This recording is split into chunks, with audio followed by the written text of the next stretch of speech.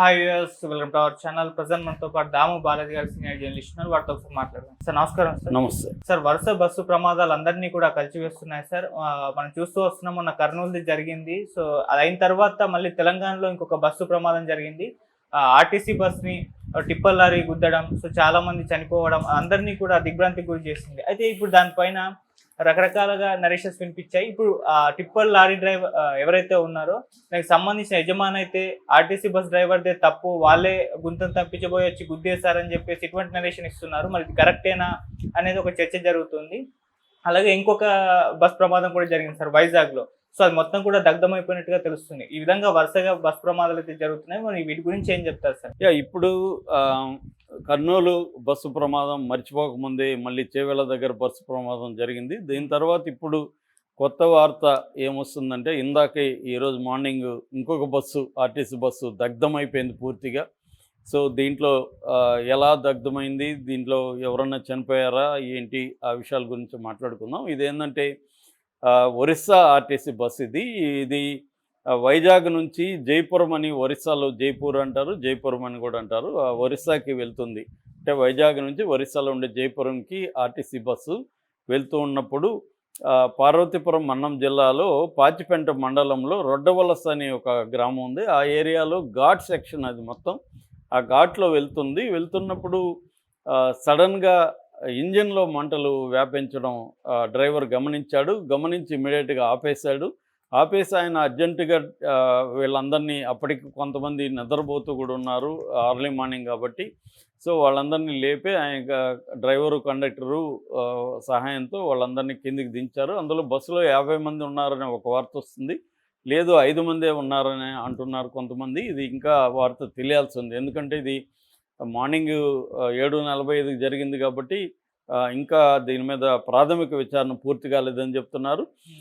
అక్కడ తెలియగానే మంత్రి సంధ్యారాణి ఇమీడియట్గా స్పందించి ఆమె ఆర్టీసీ అధికారులని, కలెక్టర్ని, వీళ్ళందరినీ అక్కడికి వెళ్ళి దాని మీద నివేదిక సబ్మిట్ చేయమన్నారు. అట్లాగే మంత్రి అచ్చెన్నాయుడు కూడా దీని మీద స్పందించారు. సో మరోవైపు సాలూరు దగ్గరగా సాలూరు ఉంటుంది. సాలూరు ఫైర్ స్టేషన్ సిబ్బంది హుటాహుటిన పోయి ఆ బస్సు కాలిపోతుంటే దాన్ని ఆపగలిగారు. బట్ అప్పటికే అది ఆల్మోస్ట్ కాలిపోయింది బస్సు, ఆర్టీసీ బస్సు. సో ఇప్పుడు ఇక్కడ 2 విషయాలు. ఒకటి, అసలు ఈ బస్సు కాలిపోవడానికి కారణం ఏంటి, ఇంజన్లో పొగ వచ్చి ఇంజన్లో నుంచి మంటలు ఎందుకు వ్యాపించాయి, ఏంటి మిస్టేక్ ఏంటి, డ్రైవర్ ఏమన్నా తప్పు చేశాడా, లేకపోతే దేనికైనా గుద్దుకోవడం కానీ ఏమన్నా జరిగిందా? మొన్న అక్కడ కర్నూలులో జరిగినప్పుడు బైక్ కిందికి వెళ్ళిపోయి అది రాపిడి వల్ల బైకు పెట్రోల్ ట్యాంకర్ పగిలిపోయి రావడం, బస్సులో ఆల్రెడీ సెల్ ఫోన్లు ఉండి అవి పేలిపోవడం, ఈ కారణాలతో బస్సులో మనకి మంటలు నిమిషాల్లో వ్యాపించాయి.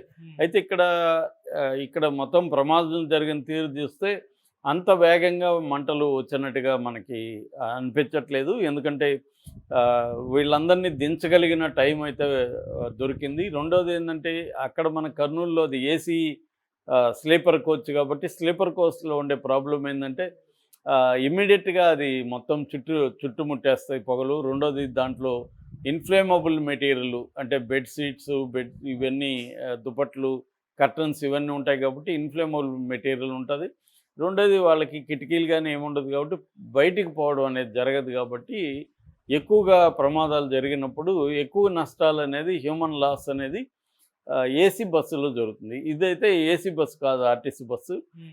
కాబట్టి మంటలు జరిగినప్పుడు పొగ అది రావడంతో డ్రైవర్ కూడా అప్రమత్తంగా, మార్నింగ్ కాబట్టి జరిగింది. అక్కడ మన కర్నూలు ప్రమాదంలో మేజర్గా డ్రైవర్ మిస్టేకే కనబడుతుంది. డ్రైవర్ చూసుకోకపోవడం, డ్రైవర్ వెనకున్న వ్యక్తి చెప్పే వరకు డ్రైవర్కి తెలియకపోవడం, అసలు బైక్ చూసుకోలేదు.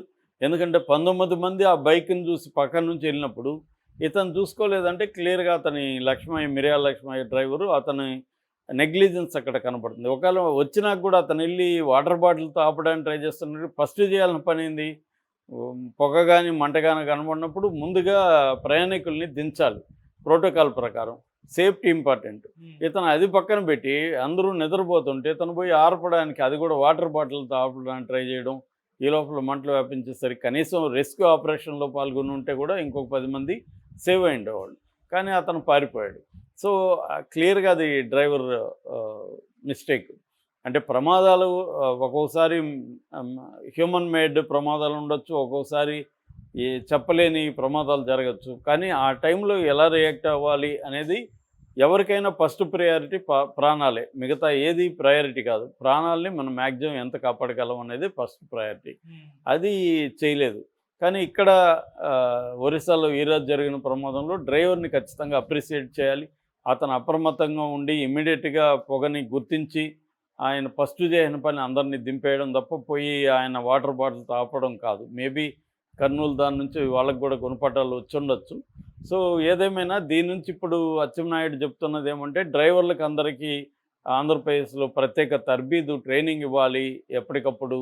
అంటే ఒక ప్రమాదం జరిగినప్పుడు ఎలా రియాక్ట్ అవ్వాలి, ప్రాణాలను కాపాడడంలో ఏమేమి చర్యలు తీసుకోవాలి అనేది స్పెషల్ ట్రైనింగ్ ఇవ్వాలనేది మంచి నిర్ణయం అచ్చెన్నాయుడు చేసింది. అది అమలు చేయాలి.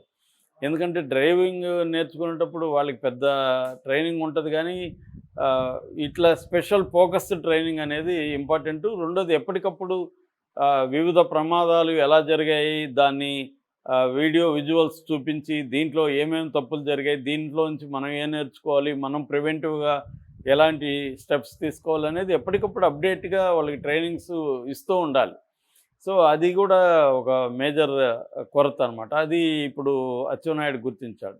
ఇక రెండవ అంశం, ఇక్కడ చేవెళ్ళ బస్సు ఆర్టీసీ బస్సుని టిప్పర్ ఢీకొన్న దీంట్లో ఇప్పటి వరకు అందరూ కూడా చెప్తున్నది కానీ, లేకపోతే ఆ కండక్టర్ రాదా అని ఆమె బతికింది. ఆమె చెప్తున్నది కూడా ఏమంటే, మేము వెళ్తున్నప్పుడు ఎదురుగా టిప్పరు చాలా వేగంగా వస్తుంది, నేను డ్రైవర్ గుర్తించాము వేగంగా వస్తుందని. దస్తగిరి బాబా డ్రైవరు, ఈమె రాధా కండక్టరు, మేమిద్దరం గుర్తించాము. కానీ గుర్తించి డ్రైవరు లెఫ్ట్కి తీసుకెళ్ళడానికి ట్రై చేశాడు, డౌన్కి తీసుకెళ్ళడానికి ట్రై చేశాడు, అది వస్తుందని తప్పిద్దాం అనుకున్నాడు కానీ కుదరలేదు. కానీ ఆయన చేసిన చర్య వల్ల చాలామంది బతకగలిగారు. ఎందుకంటే అది ఒక సైడ్కి వెళ్ళింది, లేకపోతే మిడిల్లో కొట్టుంటే రెండు వైపులా ప్రమాదాలు జరిగేది. ఒక సైడ్కి వెళ్ళింది. ఆయన తన ప్రాణాలు పోతుందని తెలిసినా కూడా ఆయన ప్రయాణికుల ప్రాణాలను కాపాడదామనే యాంగిల్లోనే దస్తగిరి డ్రైవర్ చేశారనేది రాధా చెప్తుంది. కానీ ఇప్పుడు ఒక సంచలనమైన వార్త బయటకు వచ్చింది. అదేంటంటే ఈ టిప్పర్లో ఇద్దరు ఉన్నారు. ఒకరేమో డ్రైవర్ ఆకాష్ కాంబ్లే, ఆ అబ్బాయిది నాందేడ్ మహారాష్ట్ర. రెండవది ఓనరు లక్ష్మణ్ నాయక్, మహబూబ్ నగర్ అంటారు అతనిది. సో లక్ష్మణ్ నాయక్ కూడా తీవ్రంగా గాయపడ్డాడు, బతికాడు. సో ఇప్పుడు లక్ష్మణ్ నాయక్ నిన్న మీడియాతో మాట్లాడినప్పుడు, ఎందుకంటే లక్ష్మణ్ నాయక్ మీద కూడా ఓనర్ కాబట్టి అవేమి సేఫ్టీ ప్రోటోకాల్స్ అంటారు. అంటే ఎన్ని టన్నులు ఆ టిప్పర్లో వేయాలి, తర్వాత ఆ టిప్పర్ మీద వాటర్ జల్లి టార్పాలిన్ బిగించాలి, ఇవన్నీ చేయలేదు దీంట్లో. టన్నులు కూడా డబుల్ లోడ్ వేస్తున్నాడు. టిప్పరు పైన టార్పాలిన్ కానీ ఏమీ లేదు. ఇక నెక్స్ట్ వచ్చి వేగం, అత్యంత వేగం వెళ్తున్నారు. అది గతుకుల రోడ్డు అయినా కూడా మెల్లగా వెళ్లకుండా అత్యంత వేగంగా వెళ్ళడం, అనేక వెహికల్ని ఓవర్టేక్ చేసుకుంటూ వెళ్ళడం అనేది ప్రధానంగా ఆరోపణలు. సో ఈ ఆరోపణలకు అనుగుణంగా ఓనర్ మీద కేసు పెట్టారు. ఎందుకంటే డ్రైవర్ లేరు, డ్రైవర్ చనిపోయాడు కాబట్టి. సో ఇప్పుడు ఓనర్ ఏం చెప్తున్నాడంటే, ఒక బాంబు అయితే పేల్చాడు. అదేంటంటే తప్పు మాది కాదు, ఈ ఆర్టీసీ డ్రైవరే చాలా అగ్రెసివ్గా వస్తున్నాడు, అతను ఒక గుంతను తప్పించిపోయి మా మీదకి వచ్చాడు. అది గమనించి ఆకాష్, నేను నిద్రపోతున్నాను, నన్ను లేపాడు. లేపి నేను లేచే లోపలే ప్రమాదం జరిగిపోయింది. ఇది డ్రైవర్ తప్పు, మా డ్రైవర్ తాగలేదు, మా డ్రైవర్ జాగ్రత్తగానే వెళ్తున్నాడు, మాది తప్పు కాదు అనేది అతను చెప్తున్నాడు. ఇక్కడ ఏంటంటే ఇతను నిజం చెప్తున్నాడా, లేకపోతే తన మీద వచ్చిన ఆరోపణల్ని కప్పిపుచ్చుకోవడానికి ఆర్టీసీ డ్రైవర్ ఎలాగో చనిపోయాడు కాబట్టి ఆయన మీద వేసేస్తున్నాడా? ఎందుకంటే ప్రయాణికులు ఎవరు కూడా ప్రమాదం ఎలా జరిగిందో చెప్పలేకపోతున్నారు. ఓన్లీ కండక్టరు మాత్రమే ఆర్టీసీ తరపున మాట్లాడగలిగిన పరిస్థితి ఉంది. వేరే వాళ్ళు ప్రయాణికులు, ఎందుకంటే వాళ్ళు ఎక్కువ మంది ఉన్నారు, 72 మంది ఉన్నారు. కొంతమంది అర్లీ మార్నింగ్ 6:40కి జరిగింది అది. వాళ్ళు అర్లీగా 3:30కో 4కో లేచి ఉంటారు. సో వాళ్ళు రెడీ కావడానికి, దానివల్ల నిద్ర ప్రాబ్లం అయితే ఎక్కువ మంది నిద్రలో ఉన్నారు. కొంతమంది నిలబడి ఉన్నారు. ఆ నిలబడి ఉన్న గుంపులో వాళ్ళకేమి తెలిసే పరిస్థితి కూడా లేదు. సో సడన్గా ఏదో జరిగింది, వాళ్ళు గ్రావెల్లో చిక్కుకుపోయారు. సో కొంతమందికి స్పృహ తప్పిపోయారు, కొంతమంది అక్కడే స్పాట్లో చనిపోయారు. సో రాధా చెప్పడం, అంటే అక్కడ కండక్టర్ చెప్పడం, ఇక్కడ టిప్పర్ ఓనర్, ఇంతే, వీళ్ళిద్దరి వాంగ్మూలాలే ఉన్నాయి. వీళ్ళిద్దరేమో పరస్పర ఆపోజిట్గా ఉన్నాయి. ఆమెమో టిప్పర్ది తప్పని చెప్తుంది, ఇతనేమో ఆర్టీసీ బస్సు తప్పని చెప్తున్నాడు. దీంట్లో ఇప్పుడు దీన్ని పోలీసులు, రవాణా శాఖ అధికారులు వీళ్ళంతా మ్యాక్సిమం దీన్ని విచారించి ఎంతవరకు ఎవరిది కరెక్ట్ అనేది తేల్చాల్సిన అవసరం అయితే ఉంది. Thank you so much.